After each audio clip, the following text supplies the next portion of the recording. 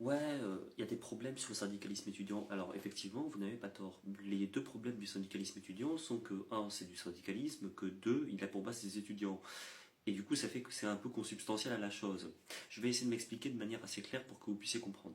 Comme Marx l'expliquait, pas d'enquête, pas d'action. Et ce qui est bien, c'est que justement, il y a beaucoup d'enquêtes qui ont été faites dans le préalable, dans, disons, le principe. Et l'une des enquêtes, c'est la suivante, qui reste toujours aussi vraie, peu importe où est-ce qu'on va. La classe sociale qui a la possibilité d'arrêter justement la production pour pouvoir faire quoi que ce soit après, ça, c'est pas vraiment le sujet en soi. Enfin, quoi que si, ça va être le sujet, puisque le but à la fin, c'est le communisme. Mais du coup, il est d'autant plus important d'avoir un outil qui soit fiable. Hein. Si jamais j'essaye de construire ma maison avec un tournevis, ça va pas être la même que si j'essaye avec mon trombone ou mon cheveu. D'accord. Bon. Le truc en question, c'est que la classe sociale qui a la possibilité d'arrêter la production très concrètement, bah, c'est le prolétariat. La base de la politique marxiste, c'est donc de prendre contact avec ce prolétariat pour pouvoir mettre toute sa force disponible pour l'aider dans ses luttes. Ça, je pense qu'à peu près tout le monde est d'accord là-dessus. Mais donc du coup, en quoi est-ce que le syndicat étudiant empêche ça? Eh oui, c'est une question existentielle.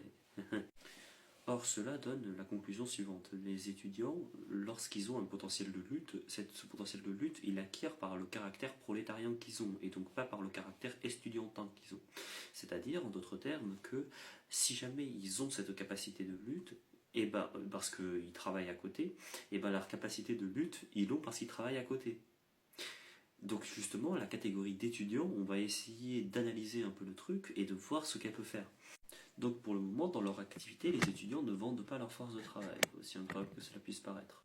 Or, si ton but c'est de faire grandir la conscience de classe, c'est-à-dire de faire grandir le fait que le prolétariat est une classe qui est indépendante vis-à-vis des autres, eh ben, il ne faut pas tomber dans cette espèce de truc de riche versus pauvre qui n'explique rien dans les rapports de production et commencer à expliquer les rapports de production en tant que tels. Et justement, le discours étudiant en tant que discours estudiantin empêche ça, en expliquant que tous les étudiants auraient des intérêts communs. Ce n'est pas vrai. Hein. Si jamais ils ont des intérêts communs, ben, c'est en leur qualité de prolétaires, et donc c'est en leur qualité de prolétaires qu'il faut s'adresser. Mais on voit justement que expliquer qu'il y a une identité commune étudiant et que d'ailleurs il faut se mettre derrière ce terme-là pour pousser dans les revendications, ben c'est un moyen qui est très nul pour faire augmenter la conscience de classe. En réalité, ça ne marche absolument pas du tout. Et justement, on voit que dans les révolutions concrètes qu'il y a eu dans à peu près tous les pays du tiers-monde, le mouvement étudiant est devenu une force qui a pu changer le monde que quand elle a su trouver des alliés, c'est-à-dire devenir un supplétif d'un autre mouvement. Et par exemple, le Parti communiste chinois dans ses débuts, justement, il a commencé à se développer quand les étudiants ont commencé à mettre en place les écoles ouvrières. Ça, c'est des questions qui sont très importantes et qui sont au centre de la doctrine.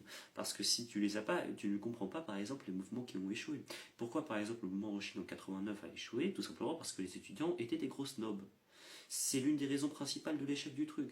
Si jamais il y avait eu une espèce d'alliance qui faisait que les étudiants qui passent leur temps à étudier aidaient justement à comprendre le mode de production capitaliste aux gens qui le sentaient dans leur chair, mais qui mais qui n'ont pas en fait le temps de développer une espèce de conscience plus générale du monde qui les entoure, bah, tu aurais eu des prolétaires qui soient beaucoup plus conscients dans la lutte et qui auraient pu donner justement, donner sur le temps long quelque chose qui soit beaucoup plus fermant, qui soit beaucoup plus, disons, intéressant.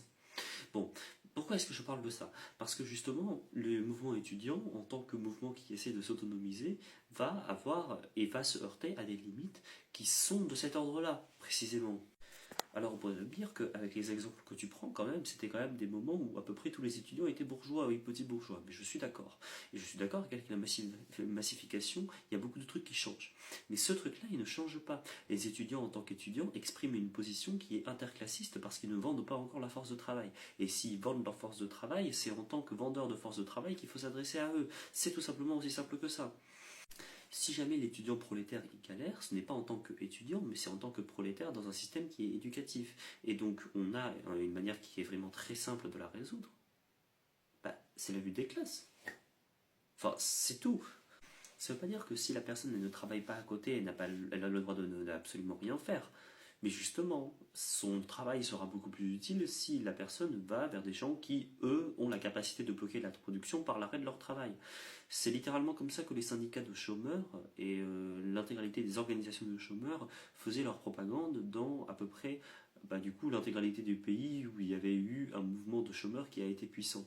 Et celui-ci comprenait que son rôle était aussi d'être celui qui allait fournir l'assistance aux personnes qui pouvaient effectivement bloquer l'économie.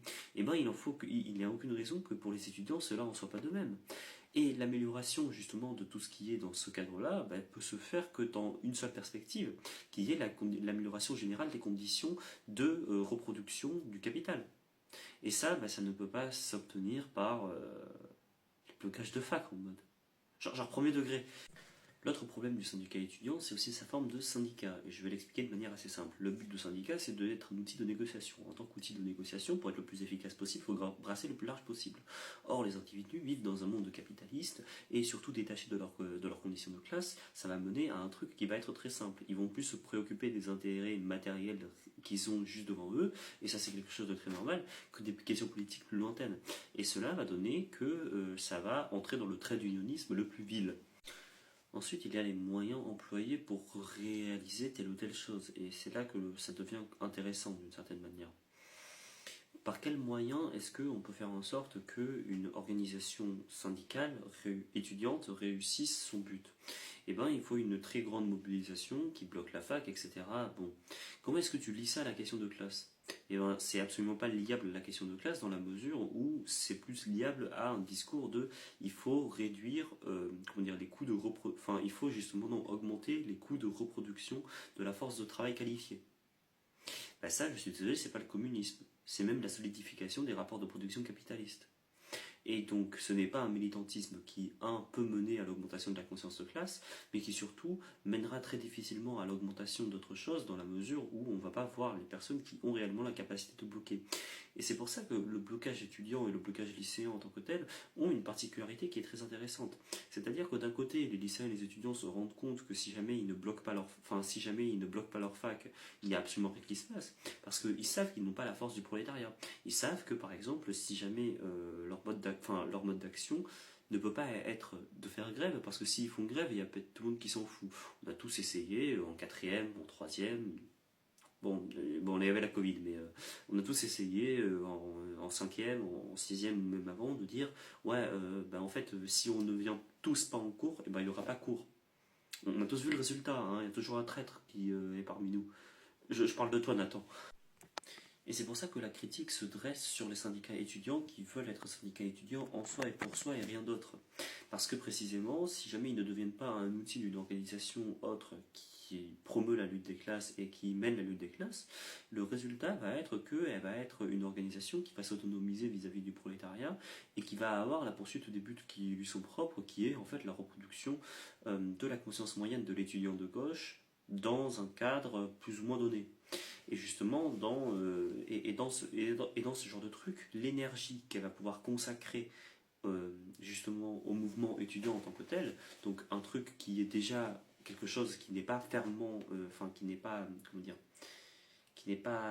qui n'est pas utile dans la prise de conscience de classe, ça va faire en sorte que des gens vont aller justement dans une structure et une lutte qui ne va pas servir à la lutte des classes et la prise de conscience de classe, alors que ces personnes pourraient être utilisées pour justement le gain de la conscience de classe. Et justement, en ça, c'est un espèce de trou noir qui va aspirer les rares forces que l'on a déjà. Bon, alors quelle est la solution? Rencontrer Prolo Random. Rencontrer Prolo Random et faire de la théorie.